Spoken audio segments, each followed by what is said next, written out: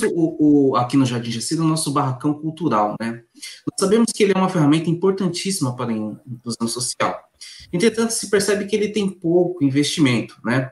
E já fazendo um adendo nesse sentido, já partindo para a próxima pergunta também, de trabalhos da cultura em nossa região, teve durante um período, inclusive até durante a sua fala agora, descobrimos que a senhora foi a coordenadora desse projeto, né? Que foi o projeto Guri, né? O nosso participante aqui do canal Intermediário participava desse projeto e ele lançou essa pergunta aqui para nós para saber se ele ainda existe e como que faz para as pessoas participarem. Ou seja, são duas perguntas em uma, tá? O barracão cultural, se ele vai sofrer mais investimentos, como que vocês planejam trabalhar com ele, e se ainda existe esse projeto Guri, e como que ele está sendo tratado hoje? Sim, é uma ótima pergunta, porque o espaço cultural do Jardim Jacira e o projeto Guri, meio que na cidade, eles nasceram juntos. Então, quando o projeto Guri chegou, ele acontecia naquela igreja, e ainda não existia o barracão cultural, né? Essa igreja que fica ali no Jardim Jacira. Sim. E conseguiu esse espaço, começou a fazer o projeto ali, que depois eu vou falar um pouco mais sobre isso, mas falando, e aí começamos a construir o espaço cultural para depois esse trabalho ir para dentro do espaço e sair da parceria com a igreja. É um espaço muito especial para a gente, inclusive neste momento, né, ele é o único que encontra-se ainda aberto. Isso é muito representativo e muito sintomático da forma com que as pessoas, elas se apropriam de um espaço e passam a cuidar dele como se fosse delas, porque realmente é um espaço delas, né? Todos os outros espaços, Paraíso, Valo Velho, Branca Flor, eles estão passando por reforma, né? Então, a questão de telhado, que tem algum problema, pias quebradas, porta e etc. O Jardim Jacira, ele se manteve ali. Ele tem poucas ações de reforma a serem feitas, e isso é um pouco sintomático para a gente de como a população, a comunidade, passa a cuidar desse espaço.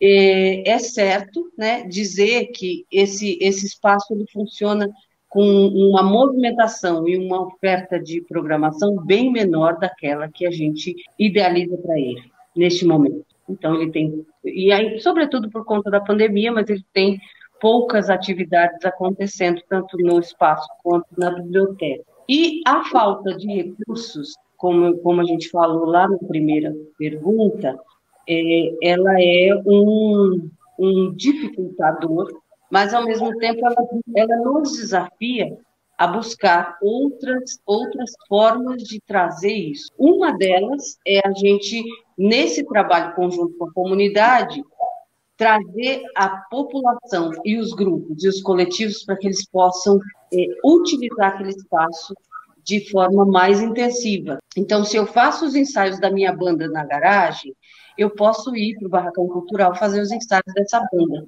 porque as crianças, os adolescentes que estiverem por lá, vão assistir o ensaio da minha banda e vão começar a se motivar e se encantar pela minha arte, e vai querer aprender comigo. E isso vai correr um fluxo de transmissão de conhecimento, de sensibilização, e as coisas passam a acontecer. Isso, o próprio movimento cultural do território, podendo, na utilização desse espaço, promover essa troca. Outra coisa, que também diz respeito muito ao que a gente falou, são as associações, é o terceiro setor, são as organizações sociais, são as organizações sociais e culturais, né? As ONGs, enfim. Toda essa sociedade civil organizada, ela possui muito mais, porque o poder público ele tem o seu orçamento e ele pode firmar alguns convênios e outros não, né? Então, quando você coloca uma gestão compartilhada com uma associação, com uma ONG, com um instituto, esse instituto ele tem N possibilidades de busca de recursos, desde que ele esteja bem preparado, né, ele esteja bem capacitado para exercer uma gestão compartilhada responsável. E para isso não existe outro caminho a não ser a formação que a gente tinha falado antes, da prefeitura. Se eu quero boas instituições fazendo gestão compartilhada comigo, é meu papel capacitá-los para que eles ganhem essa autonomia operacional, intelectual, e de busca e captação de recursos. Todos os bairros de Itapecerica, isso eu já fiz esse levantamento, possuem, mesmo que seja pequenininha, uma associaçãozinha, um coletivo de arte, pessoas que, sem nenhuma instrumentalização jurídica, elas já fazem coisas. Né? A forma de aumentar recursos para os espaços é fazendo parcerias com a sociedade civil organizada, instituída, e acessando várias outras linhas de recursos que o poder público sozinho não pode acessar. Isso resolve para a gente várias coisas. Uma, a gente continua firme no nosso propósito de fazer gestão sempre coletiva e participativa. Duas, a gente consegue abrir várias outras torneiras de recurso entrando nos espaços todos, não só nos territórios e nos bairros, mas também em outros equipamentos, como museus, como EMAC, etc. O projeto Guri, e agora ligando as duas coisas, ele é um modelo exemplar sobre isso. Então, o projeto Guri começou em 1995, né, em que ele começou um pouco com esse conceito de como a música muda a vida das pessoas, e aí ele foi para a Fundação Casa, né, e começou a acontecer na Fundação Casa, onde os adolescentes tinham aulas de música, em 1995. E ele sempre foi um projeto do governo, da Secretaria de Cultura, na época, e hoje é Secretaria de Cultura e Economia Criativa. Então, ele sempre foi um projeto governamental. De 95 até 2004, ele acontecia com recursos exclusivos da Secretaria do Estado, do Governo da Cultura, né? O que se percebeu? Ele continua na Fundação Casa e também a gente conseguiu levar ele para alguns outros locais, cidades do interior de São Paulo e da região metropolitana. Itapecerica foi uma dessas cidades lá do início que recebeu o polo do Projeto Guri, onde o mecanismo de contrapartida era que a prefeitura compraria todos os instrumentos, cederia um local e a Secretaria de Cultura ela arcaria com todo o recurso para pagar o coordenador, que na época era eu, mas os professores, o maestro, o auxiliar de ensaio, etc. E naquela ocasião a gente conseguiu instalar esse projeto no Jardim Jacira e formamos uma orquestra de 40 pessoas, fora as aulas de turno escolar.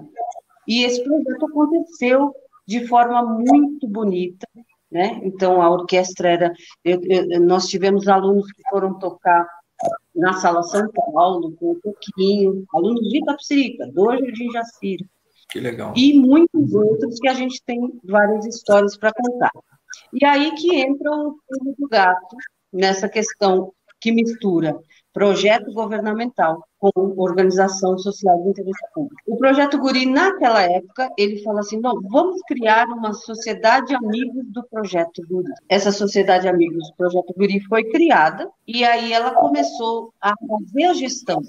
E fazendo essa gestão, ela começou a acessar algumas leis. Então, ela inscreveu o projeto Guri na Lei Rouanet, o que não poderia ser feito se ele fosse essencialmente um projeto só governamental. Com isso, foram encontrando empresas que investiam dinheiro por incentivo fiscal pela Lei Rouanet. Além disso, inscreveu o projeto nos FUNCAD, que é o Fundo da Criança e do Adolescente, né, que são fundos municipais. Então, lá nos municípios, Itapecerica da Serra, neste momento, infelizmente, já não tinha mais o projeto Guri. Então, o projeto Guri em Itapecerica terminou em 2002, por aí, 2002, se eu não me engano, porque houve uma opção da gestão de pegar esses instrumentos, equipar os espaços culturais e ter essa ação unicamente como uma ação do projeto Barracões Culturais da Cidadania. Então, como opção da gestão, abrir mão da parceria com o governo do Estado nesse projeto e não estar mais com o projeto Guri, sim só com o projeto Barracões Culturais, onde você continuava o trabalho com a música, mas não mais ligado à secretaria. E o projeto Guri seguiu, né? Hoje ele não é só um grande projeto, ele é o maior projeto brasileiro de educação musical de criança. Ele já atendeu 770 mil jovens participantes dessas oficinas, tanto na Grande São Paulo, quanto no interior, quanto no litoral. Hoje são 400 polos de projeto Guri, sendo 340 no interior, que estão geridos por uma ONG chamada Sustenido, e os da Grande São Paulo e na Fundação Casa, isso acontece, como foi originalmente, pela Organização Social e Cultural Santa Marcelina. Então, essa é uma fórmula que a gente pensa para Itapecerica, seja se a gente for buscar trazer o Guri de novo, né? Eu não estou aqui prometendo absolutamente nada, estou dizendo que se a gente quiser trazer um Guri, é uma opção a gente se inscrever para trazer o Guri e, de repente, formar de novo um polo do projeto Guri. Eu, particularmente, adoraria reviver tudo isso, porque foi uma história muito bonita. Ou, então, qualquer outra ação que quisermos fazer, ela se engrandece numa dimensão imensa em recursos, em capacidade de gestão, quando a gente junta organizações sociais. Então, o Guri é um grande modelo para a gente seguir, seja com ele mesmo, ou seja, na nossa implantação da política cultural aqui. Precisa juntar com a sociedade civil.